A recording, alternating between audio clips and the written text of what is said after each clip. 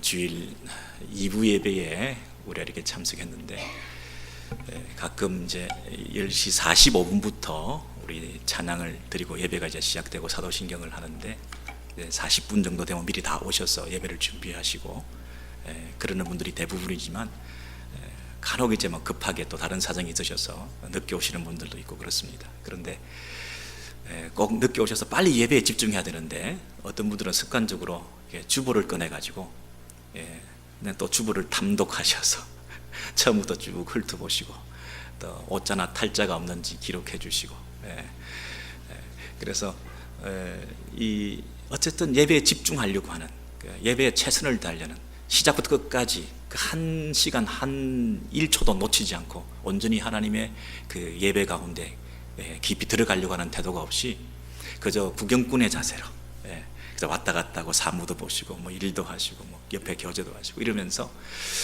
좀 그 안타까운 그런 모습을 보일 때가 있습니다. 그래서 예배라고 하는 것은 하나님 한 분만이 우리의 청중이시고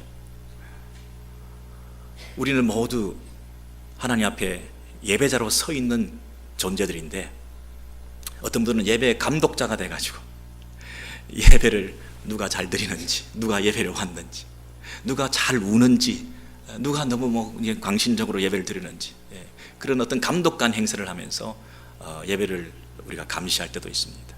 우리가 최선을 다해서 오직 한 분 하나님 앞에서만 드리는 이 예배에 우리가 집중할 때 이 예배를 통해서 하나님께서 함께 해주시고 우리에게 은혜를 주시고 우리의 신앙이 성장하고 습관적으로 자꾸만 이렇게 예배를 왔다 갔다 예배 안에 이 실체가 없이 형식만 남는 이런 시간의 반복만 있다 보니까 오히려 신앙에 연륜은 쌓이는데 하나님과 깊은 영적인 이 교감이 없는 이런 상태에서 믿음이 잘 자라지 못하는 그런 때가 많이 있습니다.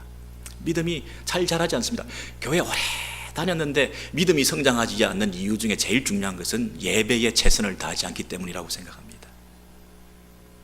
어떤 사람이 이제 주보를 보통 때처럼 이렇게 탐독을 하시는데 그날따라 설교 제목이 일부 설교 제목이 무리를 걸으시는 예수님 이렇게 되어 있습니다. 2부 설교 제목을 보니까 예수님을 찾아서 이렇게 되어 있는 거예요. 그래서 혼자서 속으로 낄낄낄거리면서 무리를 걸으신 예수님이 빠지셨나? 예수님을 찾아서 두 번째 또 예수님을 찾아서 이게 두 번째 설교 제목이니까 혼자서 낄낄거리면서 막 이렇게 또 옆에 사람 쿡쿡 찌르면서 이거 바로 하고 막 이러면서 이러니까 예배 시간이 그냥 하나님 앞에 드려지는 그런 예배가 아니고 신앙적인 깊은 이런 하나님과의 만남이 없이 피상적인 이런 예배가 될 때가 참 많이 있더라는 거죠. 이것이 우리의 숙제고 우리의 문제입니다. 여러분 신앙 성장이 잘 안 된다. 하나님과 깊은 영적인 교제가 없다. 이것은 심각한 문제인데 우리가 이것을 심각하게 받아들이지 않고 그냥 종교적인 의무를 다하는 예배로 계속 이렇게 루틴하게 가다 보니까 점점 메말라지는 것입니다. 별 의미를 느끼지 못하는 것입니다. 이 시간이 아까워지기 시작하는 것입니다.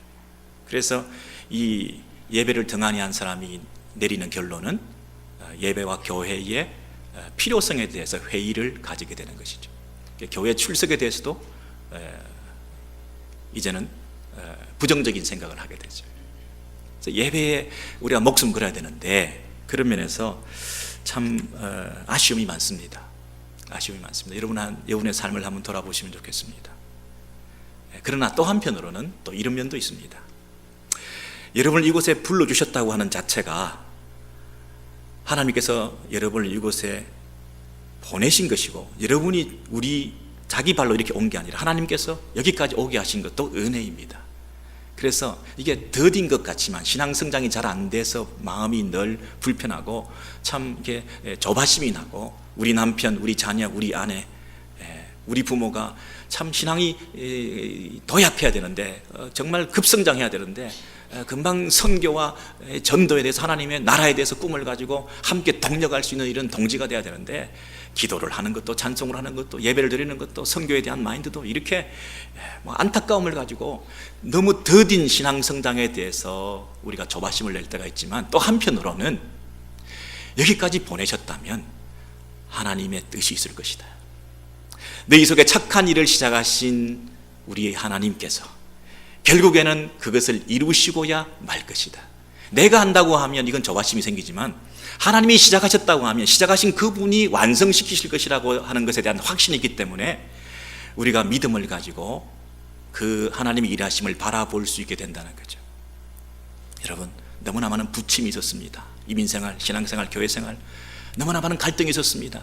여기까지 오길 때까지 여러분 얼마나 많은 중단과 또 회의와 주저앉음과 낙심과 그런 갈등들이 많았습니까? 그러나 지나고 보니까 그래도 더딘 것 같지만 이렇게 오게 하셨지 않습니까? 여러분, 그래서 오늘 설교 제목을 제가 너무 느리는 것을 걱정하지 말고 멈추는 것을 두려워해야 된다. 이 멈춤이 무서운 거죠. 여러분, 멈추지 말고 그래도 예배 자리를 지키시고 그래도 하나님 앞에 나아오려고 애를 쓰시고 그래도 가정에서 함께 손을 잡고 서로에 대해서 가능성을 가지고 자신의 봉사의 자리를 지키고 우리 찬양대나 찬양팀이나 성가대나 우리 모든 사역지나 이 소그룹이나 숙모임이나 더딘 것 같고 보잘것없어 보이고 우리 공동체를 생각할 때 안타까움도 있고 그렇지만은 그러나 그 가운데서도 하나님께서 나와 나의 백성들을 통해서 하나님이 일하시고 계신다고 하는 그 하나님의 일하심에 대한 믿음을 가지고 우리가 끝까지 인내하면서 멈추지 말고 신앙생활을 중단하지 말고 그냥 주저앉지 말고 그래도 일어나서 기어서라도 넘어지고 자빠지더라도 십자가 앞에서 넘어지면서 다시 회복되어서 일어나는 그 걸음걸음 하나님께서 그것도 귀하게 보신다는 것입니다. 여러분, 그래서 우리의 신앙생활은 어떤 목표를 향해서 가는 것이다. 더딘 것 같지만 그래도 하나님께서 그 일을 주관하고 계시고 시작하셨고 완성해 가시는 하나님의 시간표에 의해서 하나님이 그래도 지금 끌고 가고 계신다고 하는 어떤 목적을 향해서 가고 있다는 그 방향성만은 놓치지 말라는 것입니다. 속도가 문제가 아니라 방향이 문제다. 그래서 내가 하나님을 향해서 나와서 예배드리고 그 하나님께서 나에게 원하시는 뜻이 무엇인가를 물어보면서 그렇게 한 스텝 한 스텝 걸어가는 그 과정도 더딘 것 같지만 귀한 것이다. 여러분, 우리 요엘서 공부를 지금 하고 있는데 이 요엘서 이제 막바지에 다다라서 이 3장 17절에 보시면 그 인생과 역사의 목적이 뭔가에 대해서 나와 있어요. 우리가 어디를 향해서 가고 있는가 하는 것에 대해서 분명히 말하고 있어요. 여러분, 그래서 우리가 이 말씀을 통해서 오늘 우리가 가야 될 방향, 더디지만 그래도 포기하지 말고 중단하지 말고 가야 될 그 목적에 대해서 한번 상고해 보기를 원하는 거예요. 여러분, 이 영어 말로 이 end라고 하는 끝이라고 하는 말이 시간적인 이 종결, finish, 마지막이라고 하는 이 고무줄을 늘어놓은 것처럼 시간적인 길이를 말하는 그 마지막 끝도 되지만 목적이라는 end가 목적이라는 뜻도 있잖아요.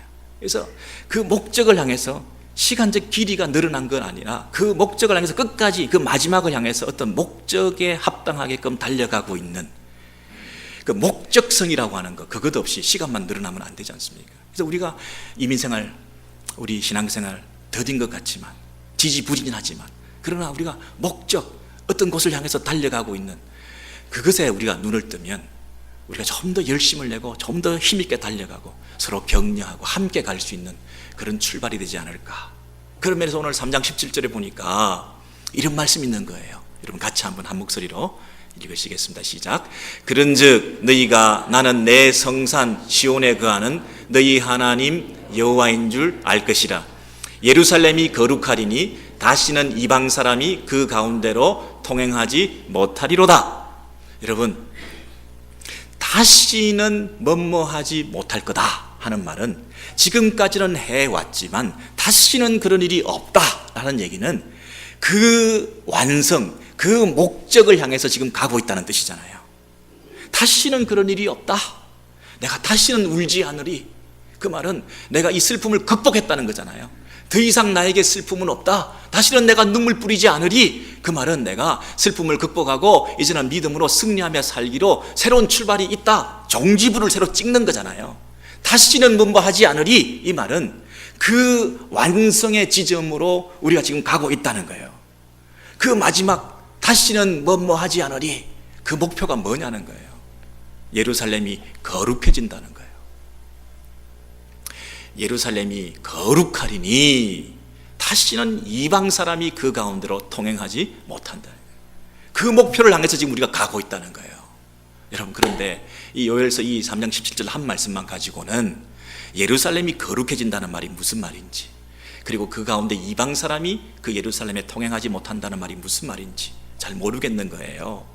다른 구절을 우리가 좀 살펴봐야 되겠는데, 자칫 잘못하면 이것이 무슨 팔레스타인 지역에 유대인 국가를 건설하겠다고 하는 이 시오니즘의 발상으로 민족주의 운동을 하는 것처럼 문자적으로 성경을 해석할 때 예루살렘이라고 하는 그 문자적 그 장소에 이방 사람들이 다니지 못하는 자기들만의 국가를 세운다, 이렇게 착각할 수도 있으니까 이게 그런 협소한 의미인가? 다른 우리 성경 구절의 유사 구절을 살펴보면요, 스가랴서 14장 18절에서 21절에 의하여 이런 말씀이 있습니다. 여호와가 초막절을 지키지 않는 열국을 재앙을 내릴 것. 여러분, 초막절이라는 말 아시죠? 초막절 절기입니다. 그 배경으로 그날에는 말방울에까지 여호와께 성결이라 기록될 것이다. 말방울에까지 여호와께 성결이라고 새겨질 것이다. 여호와의 전에 모든 소치 제단 앞 주발과 다름이 없을 것이다. 예루살렘과 유다의 모든 솥이 만군의 여호와의 성물이 될 것인즉 제사 드리는 자가 이 솥을 취하여 고기를 삶으리라. 그날에는 만군의 여호와의 전에 가나안 사람이 다시 있지 아니하리라. 똑같은 말씀인데 조금 더 풀어서 설명을 하고 있어요. 예루살렘이 거룩하다 하는 말이 무슨 뜻이냐면, 그날에는 말방울에까지 여호와께 성결. 여러분, 이스라엘에 원래는 대제사장들의 관에, 머리에 쓰는 관에 이 패를 붙여가지고 여호와께 성결 이렇게 붙여서 이 많은 사람들, 이스라엘 백성들 가운데서 제사장만 거룩한 신분이다, 특정한 사람만 거룩하다 하는 그 표로 여호와께 성결한 사람에게 이렇게 붙여주지 않았습니까? 그런데 그날에는 그 거룩이 어떻게까지 확대되느냐 하면, 부정하다고 생각되는 그 짐승, 그리고 그 짐승의 장신구에까지, 그 방울에까지도 여호와께 성결이라고 기록되어 있다고 하니, 예전에는 부정한 것까지도 거룩하게 되어졌다는 거죠. 특정한 한 사람, 한 부류, 한 사역, 한 목적을 향해서 일하고 있는 특별하게 부름받은 사람만 거룩한 게 아니라 심지어 짐승에까지, 부정한 짐승에게까지, 그리고 장신구에까지 여호와께 성결, 거룩한, 그날에는 모두가 이 거룩이 확대가 된다는 거죠. 이전에는 음식을 삶는 주방기구가, 쿠킹하는 이런 그릇 같은 것은 거룩하지 못하죠. 하나님 앞에 제단에 바치는 제단의 성물, 이것은 거룩했죠. 그래서 제사장이 제사를 드릴 때 특정한 그릇만 사용해서 성물을 통해서 고기를 삶고, 그래서 그것을 가지고 하나님 앞에 예배드리고, 제사장도 거룩한 사람이고 그 그릇도 거룩한 그릇이고, 그렇게만 써져졌던 그 제사의 모습에서 이제는 어떻게 된다고 얘기했습니까? 아무나 주방에서 쿠킹하는 그 도구들만 가지고 아무나 하나님 앞에 예배드리려고 나오는 사람들은 아무 그릇에나 고기를 삶아가지고 하나님 앞에 예배드리고 제사 드릴 수 있게 되었다라고 말하는 거잖아요. 모든 사람이 하나님 앞에 제사 드리고 예배 드릴 때에 아무 그릇이나 가지고 와서 고기를 삶아서 하나님 앞에 희생 제물로 드릴 수 있는 그날의 그 시간이, 그때가 온다는 거예요. 그 하나님의 거룩이 확대되는 그날이 오게 된다는 거죠. 그러니 예루살렘이 거룩하다는 것이 협소한 의미에서 이 시오니즘을 근거로 해주는 그런 구절이 아니네요, 그죠? 오히려 그 예루살렘이라고 하는 것은 문자적인 예루살렘이 아니라 영적인 예루살렘이네요. 더 그 범위가 확대되네요, 그죠? 그 하나님의 거룩이 온 세상 땅끝까지 편만하게 증거되어지는데, 그게 뭐가 없다고요? 다시는 가나안 사람이 있지 않다 그랬어요. 아까는 다시는 이방 사람이 있지 않다고 그랬습니다. 다시는 가나안 사람이 있지 않다. 여러분, 이것을 다시는 뭐뭐가 있지 않다, 다시는 뭐뭐가 있지 않다 이렇게 부정적으로 얘기했는데, 놀랍게도 요한계시록의 성경 구절을 보시면 긍정적으로 누구가 그곳에 있다 이렇게 말하죠. 요한계시록 21장 이하에 이렇게 보시면 이런 말씀이 있습니다. 거룩한 성 새 예루살렘이, 여러분, 예루살렘이 거룩해진다라고 구약에서 예언했습니다. 그 예언의 성취가 새 예루살렘이, 거룩한 성이 하늘에서부터 내려온다. 여러분, 지상의 교회가 있습니다. 지상의 교회가, 천상의 교회가 만나게 됩니다. 서로 지상에는 문제가 많았습니다. 지상에는 세상적인 냄새도 많았습니다. 지상에는 알곡과 가라지가 섞여 있는 그런 교회였습니다. 지상에는 세상 냄새가 풀풀 나는 그런 불편하고 어둡고 또 세상적인 그런 가치관으로 이곳에서도 일하고 또 봉사하고 섞여서 그렇게 살아가던, 이곳에서 살아가던 그 지상교회의 회의와 염증을 느끼면서 교회를 욕했던 그런 암울하고 어두웠던 역사가 있는 교회였습니다. 그러나 교회가 완성되는 천상의 교회가, 하늘의 교회가 그 마지막 날에 교회의 완성, 교회의 거룩, 하나님의 거룩한 교회가 완성되는 그날이 그때는 있게 된다는 것입니다. 그 안에는 더럽고 추하고 악한 세상적인 요소가 없다는 것입니다. 이방 사람들이 통행하지 못한다는 것입니다. 가난한 사람들이, 죄로 오염된 그들이 이곳에 얼씬거리지도 못하는 하나님의 거룩이 완성되는 하나님의 영광스러운 교회가 이 땅에 임하게 된다는 것입니다. 그날이 있다는 것입니다.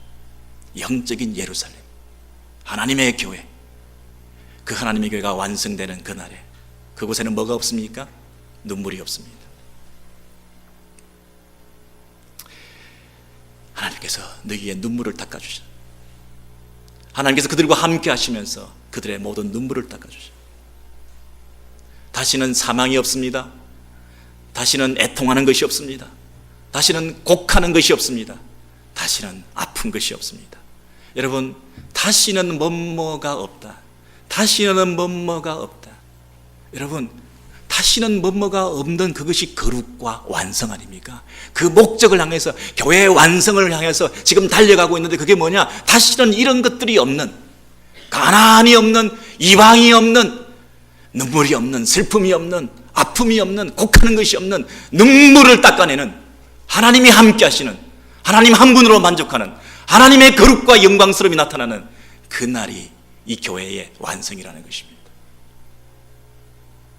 놀라운 말씀이 그 다음에 이어지고 있죠. 가난한 사람이 없다, 이방 사람들이 없다 했던 것이 부정적인 표현이었다고 한다면 누구는 있다는 거예요.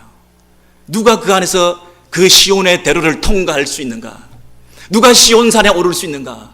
누가 그 시온의 대로를 통과하며 하나님 앞에 갈 수 있는 하나님의 백성, 하나님과 함께하는 거룩하신 하나님 앞에 감히 죄인들이 설 수 없지만, 누가 그 거룩하신 하나님과의 임재 속에 함께 그 거룩에 동참해서 그 거룩이 확대되어서 누구나 하나님을 예배하려고 하는 사람 모두가 아무 소치나 들고 가서 희생제물을 삶으면서 하나님 앞에 예배할 수 있는, 아무나 하나님 앞에 예배할 수 있는 만인이 다 제사장이 되어서 하나님을 높여드리는, 누가 그곳에 갈 수 있는가? 어떻게 우리가 거룩을 덧입을 수 있는가? 어린 양의 피 흘리심을 통해서, 어린 양의 십자가의 죽음과 고난을 통하여 우리에게 주신 그 의를 덧입음으로 오직 어린 양의 생명책에 기록된 자들만이 그곳에서 들어가니라. 하나님의 거룩에 동참할 수 있는, 이것이 하나님의 거룩입니다. 이것이 시온의 완성입니다. 이것이 교회의 영광스러운 완성된 모습입니다. 여러분, 그 목적을 향해서 달려가는 것입니다. 더디지만 우리가 그 영광스러운 교회를 생각하며 이 땅에서 그 교회의 거룩함을 이루어가는 성도와 교회가 되어야 하는 것입니다. 이 땅에서 우리의 눈물을 닦아내면서 세상적인 잡된 요소들을, 세속적인 속된 것들, 부정한 것들 자리 잡지 못하도록 그 하나님의 영광을 우리가 사모하면서, 그래도 그 영광을 추구하면서, 그 거룩을 사모하면서 이곳에서 우리가 가나안의 요소, 이방의 요소 제거해내는 그 일에 우리가 열심을 내고 부단히 멈추지 말고 가야 되는 그 목적성을 가지고 있어야지, 거룩을 상실한 채 그 영광스러운 하나님의 교회라고 하는 그 하나님의 꿈을 가지지 못하고 이 땅에서 한 단체에 불과한 내 소속감이나 가지려고 하는, 내 자아를 실현하고 내 욕망을 추구하고 내 직분욕을 채우는 그런 어떤 공동체가 되어서는 안 됩니다.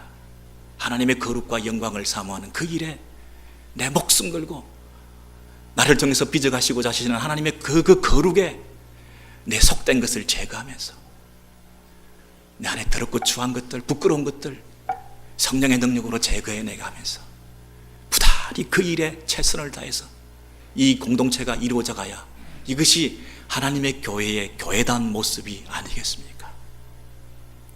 여러분, 이 요한계시록은 당시의 초대교회의 핍박과 박해 속에 있는 초대교회 성도들이 순교의 정신으로 그 믿음을 지키고 있을 때에 그들을 위로하기 위해서 요한 사도가 이 요한계시록을 각 교회에, 7교회에 보낸 편지인 것입니다. 요한계시록은 한마디로 얘기하면 위로의 책입니다.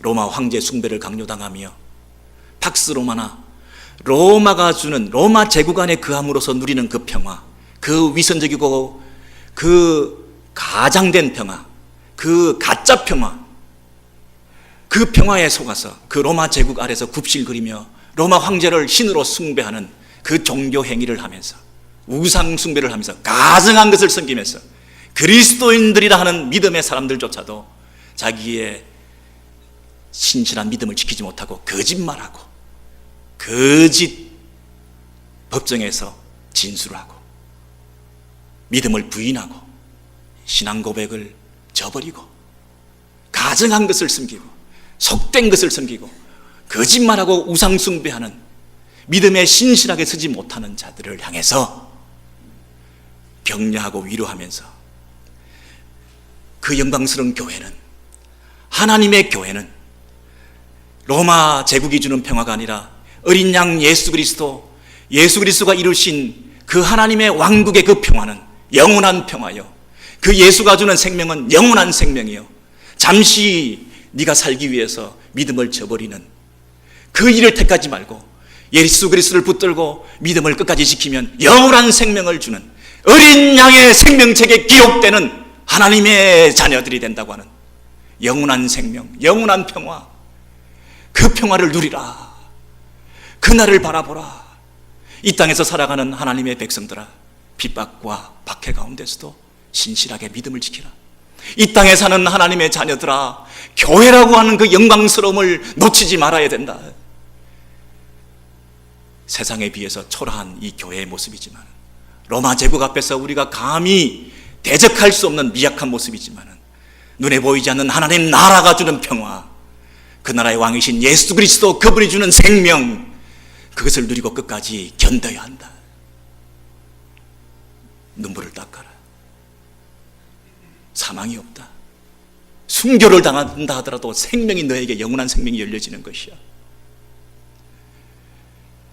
가족 중에 순교당해서 고통을 당한다고 해서 곡하지 마라. 하나님이 주시는 생명이 있어.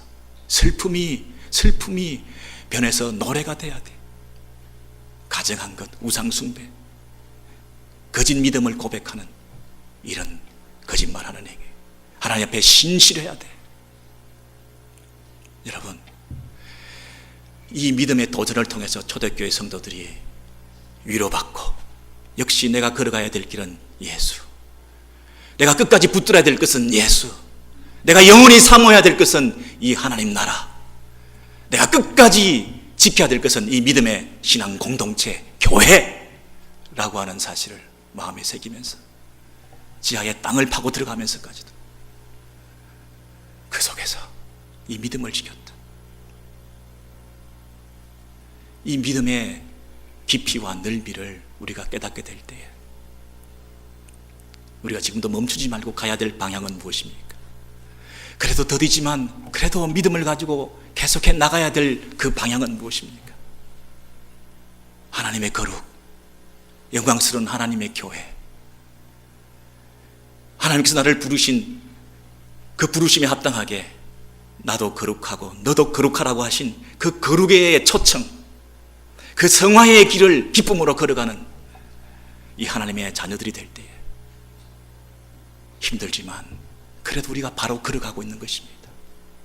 내 안에 있는 부정적인 요소, 세상적인 요소, 가난적인 요소, 죄로 훼손되고 죄로 오염된 우리의 생활 습관과 우리 가정과 우리 페어런팅과 우리 부부관계와 우리의 세속적인 취미와 여러분 이 하나님의 공동체 안에도 여전히 스며져 있는 세상적인 요소들을 우리가 제거해내면서 거룩한 공동체, 하나님의 영광스러운 교회, 예수의 핏값으로 사신 이 하나님의 교회에 대한 뜨거운 애정과 사랑을 가지고 이 공동체를 거룩하게 영광스럽게 세워나가는데 내가 초석이 되고 미랄이 되고 내가 하나님 앞에 그 일에 부름받았다고 하는 그 사실, 이 사명의 눈을 뜨고 그 부르심 앞에 달려갈 수 있는 동력자가 되어야 우리가 바로 걸어가고 있는 거 아니겠습니까? 두 번째로 우리가 가야 될 목적은 3장 18절에 요엘서 3장 18절에서 이렇게 말하고 있습니다. 그날에 산들이 단 포도주를 떨어뜨릴 것이며 그날에 이루어질 일을 우리가 바라보며 그것을 향해서 달려가야 되는데, 그날에 산들이 단 포도주를, 새 포도주를 막 쏟아붓는다는 거예요. 작은 언덕이 이 우유를 막 흘러 넘치게 만든다는 거예요. 유다가 모든 시내에 물이 철철 넘친다는 거예요. 여러분, 뭐 어떤 모습이길래 이런 과장적인 모습을 쓰고 있나요? 어디 이런 일이 일어날 수가 있나요? 산에 옆구리가 다 터져가지고요, 물이 철철철 넘친다는 거예요. 온 언덕에 말이죠, 어디를 치든지 말이죠, 포도주가 넘친다는 거예요. 우유가 넘친다는 거예요. 물이 넘친다는 거예요. 여러분, 비가 홍수처럼 뭐 많이 왔을 때 여러분 평소에 잔잔하던 그 산에 여기저기서 옆구리가 터진 것처럼 막 물이, 폭포가 여기저기 큰 작은 폭포들이 막 생기는 거 보셨죠? 마치 그런 모습처럼 온 세상 가운데 이런 풍성함이, 부유함이, 넘침이, 흐르는 것이 풍성하게 차고 넘치는 모습이 있다는 거예요. 근데 이게 도대체 무슨 모습인가 알고 봤더니 무엇을 비유하고 무엇을 설명하기 위해서, 상징하기 위해서 이렇게 했나 했더니 그 밑에 보니까 이렇게 돼 있어요. 여호와의 전에서 샘이 흘러나와서 시딤 골짜기에 물을 댄다. 시딤 골짜기라고 하는 것은 아카시아 골짜기, 가시가 많은 골짜기에, 그 척박한 골짜기에 이 샘이 흘러나와서 어디로부터요? 여호와의 전에서 그랬어요. 그러니까 자연적인, 인공적인 이 땅에서 어떤 그런 물의 넘침이 아니라 생명이 하나님으로부터, 여호와의 성전에서부터 하나님으로부터 기원된 물이 흐르고 있다고 하는 것을 설명하기 위해서 세상적으로는 설명할 수 없는 온 산이 물이 넘친다, 온 언덕에서 저지, 우유가, 포도주가 넘친다, 이렇게 표현을 한 거예요. 왜냐하면 하나님으로부터 나오는 그 생수가 우리의 온 땅을 적시고도 남음이 있기 때문에 끝없이 부유하게 마르지 않고 계속 흘러나오는 그 생명의 물을 설명하기 위해서 온 산이 터졌다, 그렇게 설명하는 거예요. 여러분, 에덴에서부터 발원된 네 강이 온 세상을 적시고도 남음이 있는, 여러분, 그 에덴의 확장이, 그 에덴의 회복이 지금 있는 거죠. 그 에덴이 하나님이 계시는 첫 성전인데 그 성전에서부터 물이 흘러 넘쳐서 온 땅을 적시는, 동서남북으로 향하는, 여러분, 이 샘이 흘러나왔다, 이렇게 말을 하는 거죠. 그런데 요엘서 3장 18절도 조금 이렇게 압축해서 설명을 했기 때문에 구체적으로 조금 더 설명할 필요가 있어서 제가 스가랴서를 가지고 와서 여러분에게 보여드리고자 하는데요. 에스겔서 47장을 보시죠. 에스겔입니다. 에스겔서 47장 1절에서 쭉 보시면 여호와의 전에서 샘물이 나왔다, 이 표현을 더 잘 설명을 뭐라고 해서 하고 있습니까? 성전 그 문지방 밑에서 물이 나와, 상징입니다. 그 환상을 본 것입니다.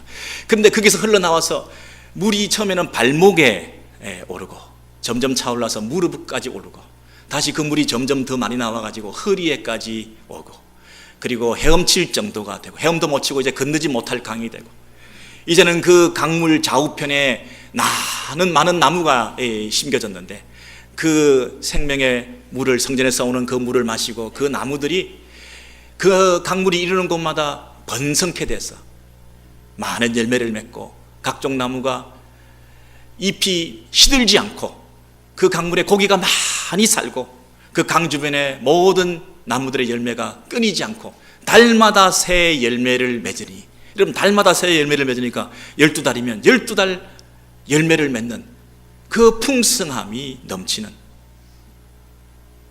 그래 놓고 뭐라고 얘기하죠? 그 이유가 뭐냐? 그렇게 풍성한 열매를 맺고 그렇게 끊이지 않는 열매를 맺고 그렇게 잎사귀가 푸르고 그렇게 많은 생명이 솟생케 되는 그 이유가 뭐냐 하면 첫 발원지가 성소에서 하나님으로부터 나오기 때문이다, 그렇게 말을 하는 거죠.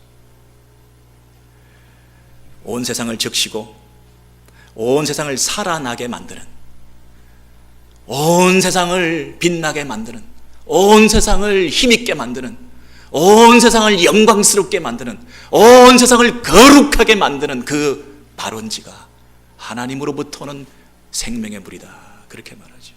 그래서 그 생명의 물을 먹고 자란 나무의 열매는 음식으로, 푸드로 먹을 만하고 풍성한 음식이 되고 메디슨, 약으로 쓸 수 있을 만큼 그 약이 효과가 있다 그랬습니다.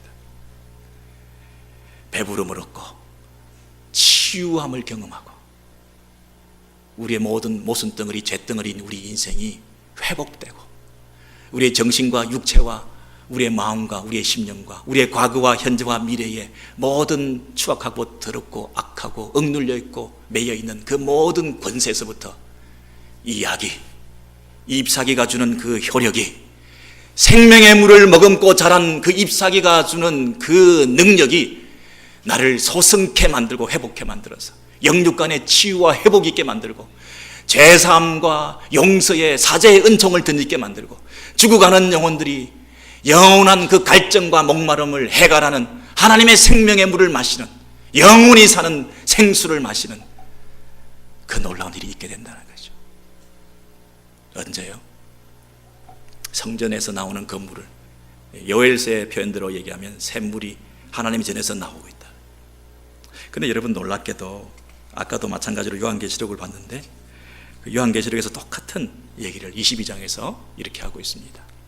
또 그가 수정같이 맑은 생명수의 강을 내게 보이니, 그럼 생명수의 강이라 그런 이유가 뭐겠어요? 그냥 생명수, 생수랑 그러지 않고 생명수의 강이라고 하는 것은 그 규모가, 그 사이즈와 스케일이, 그 강물이 온 세상을 덮고도 남음이 있다는 거예요.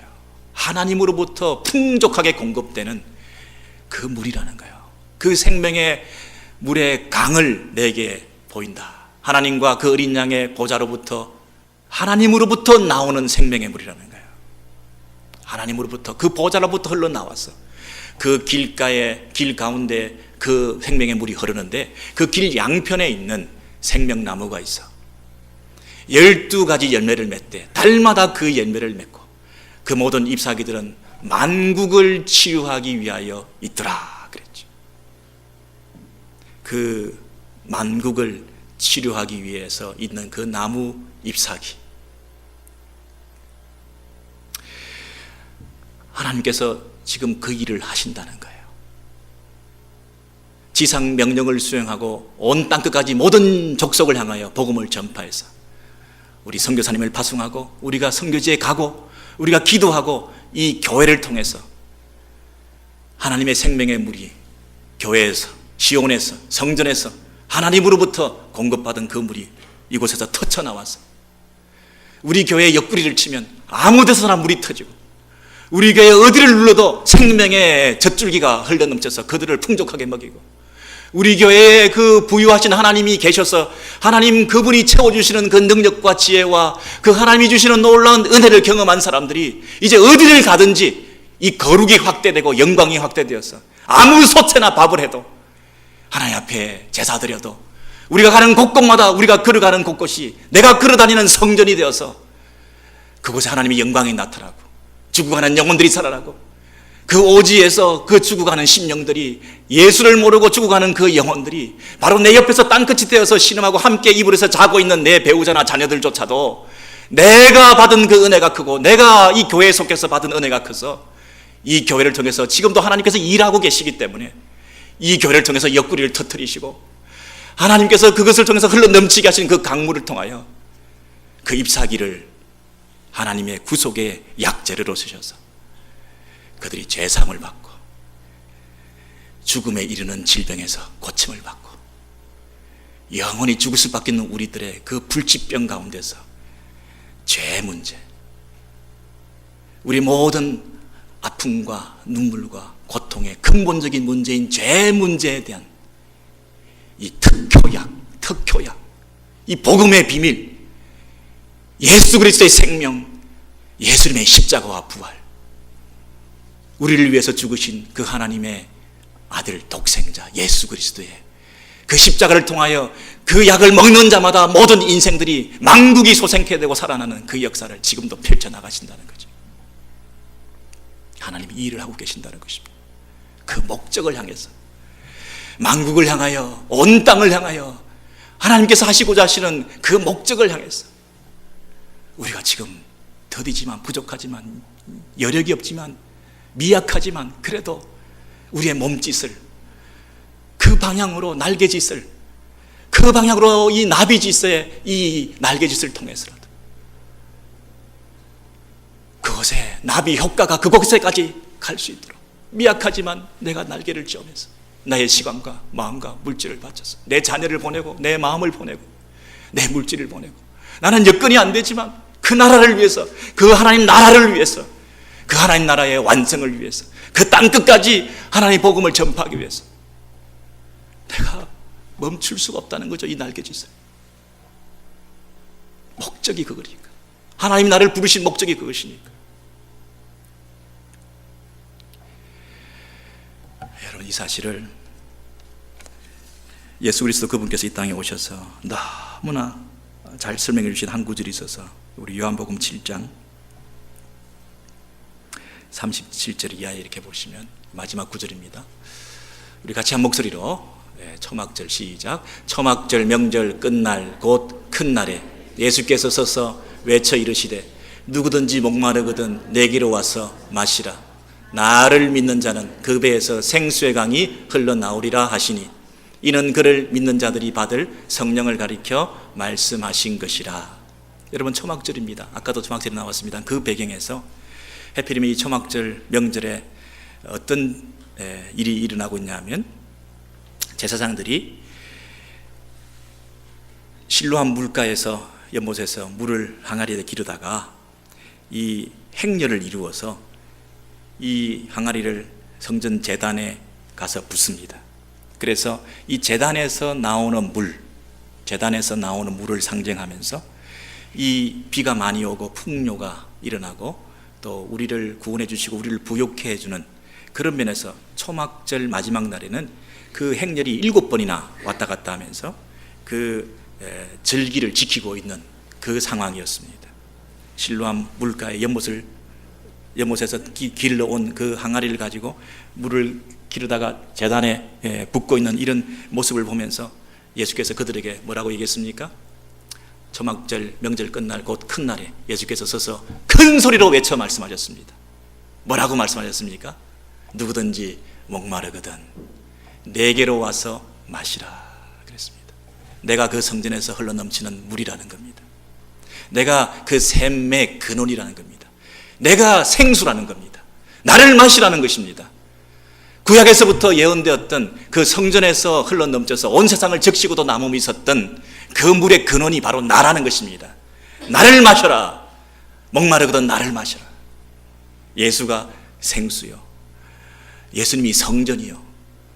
그 예수를 마시고 예수를 믿고 예수를 영접하면 우리가 성령을 받습니다. 성령 하나님께서 우리 가운데 거하십니다. 그래서 뭐라고 말씀하셨죠? 나를 믿는 자는, 그 예수를 믿고 그 예수를 마시면 나를 믿는 자는 그 배에서 생수의 강이 흘러나오리라. 그 믿는 자의 배에서 생수가 흘러나온다는 거예요. 내 안에 하나님이 계시기 때문에 내 안이 그 생명의 물의 근원이 된다는 거예요. 내가 성전이기 때문에, 하나님이 계시는 거룩한 전이기 때문에 이곳에서 물이 흘러 넘친다는 거예요. 그 배에서 옆구리가 터져서 생수의 강이 흘러넘친다는 거예요. 나를 통해서 온 세상을 적시게 된다는 거예요. 성령 하나님께서 예수를 믿는 자에게 예수를 믿기만 하면 그 예수님께서 우리 안에 거하시고 그 예수의 영이 성령께서 동일하게 우리 가운데 물을 넘치게 세상 가운데 흐를 수 있는 통로로 만들어 주신다는 것입니다. 여러분, 이 일을 지금 우리 하나님이 계속하고 계시는 그 목적을 향해서 우리가 예수 믿고 성령을 받게 되었습니다. 지금도 우리가 하는 일은 무엇입니까? 나를 통하여 온 세상을 적시는 생명의 물의 통로가 되는 역할을 하게 하신 것입니다. 여러분, 성령의 사역을 믿으십니까? 성령이 지금도 일하고 계시는 것을 믿으십니까? 우리가 예수 믿으면 성령을 받게 된다는 사실을 확신하십니까? 내 안에 성령이 계신다는 것을 확신하십니까? 내 안에서 생명의 역사가 나타난다는 사실을 아십니까? 내 안에서 예수를 믿고 성령을 받은 사람이 내 배에서 생수의 강이 흘러 넘쳐서 온 세상을 적시고도 남아 있는 그 생명의 물의 통로의 역할을 저와 여러분을 통해서 하나님께서 하시고자 하는 것을 여러분 믿으십니까? 하나님께서 그 일을 하시는 것입니다. 여러분이 멈추시면 안 됩니다. 여러분이 그 통로를 막고 계시면 안 됩니다. 여러분이 중단하시면 안 됩니다. 여러분이 깨어 계셔야 합니다. 여러분이 성령의 역사를 믿으셔야 합니다. 여러분이 성령께서 지금도 여러분을 통해서 일하고 계신다는 사실을 믿으셔야 됩니다. 여러분의 옆구리를 터뜨려서 거기서 흘러넘치는 생명의 물을 통하여 여러분의 배우자가 살아나고 여러분의 자녀들이 살아나야 되는데, 만물이 소생케 되는 그 일을 해야 되는데, 여러분이 시냇가에서 그 생명의 물을 마시고 여러분이 풍성히 다른 사람들을 공급할 수 있는 양식이 되고 여러분이 다른 사람을 치유할 수 있는 잎사귀가 되어야 되는데, 여러분이 약물이 되고 약재료가 되고 치유의 능력을 가지고 있는 효과 있고 능력 있는 하나님의 백성들로 사셔야 되는데, 여러분이 잎사귀가 되어서 그 잎사귀를 먹이는 사람마다 생명의 구원의 역사가 나타나고 치유의 역사가 나타나고 회복의 역사가 나타나고 하나님의 구원의 역사가 나타나는 그 일에 쓰임받는 하나님의 생명나무의 잎사귀들이 되셔야 되는데, 여러분 그 일에 대해서 여러분 자각하고 계십니까? 여러분을 통해서 성령께서 일하고 계십니까?